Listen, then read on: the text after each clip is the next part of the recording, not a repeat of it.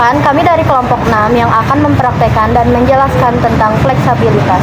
Yang pertama ada pengertian daya tahan fleksabilitas. Daya tahan fleksabilitas adalah kemampuan tubuh untuk mempertahankan aktivitas fisik atau mental dalam jangka waktu yang lama tanpa mengalami kelelahan yang berlebihan. Yang kedua, ada manfaat daya tahan fleksabilitas. Manfaat daya tahan fleksabilitas adalah meningkatkan jangkauan gerak dan performa dalam aktivitas fisik, menurunkan resiko cedera, serta meningkatkan kualitas hidup sehari-hari melalui postur tubuh yang lebih baik dan aliran darah yang lancar.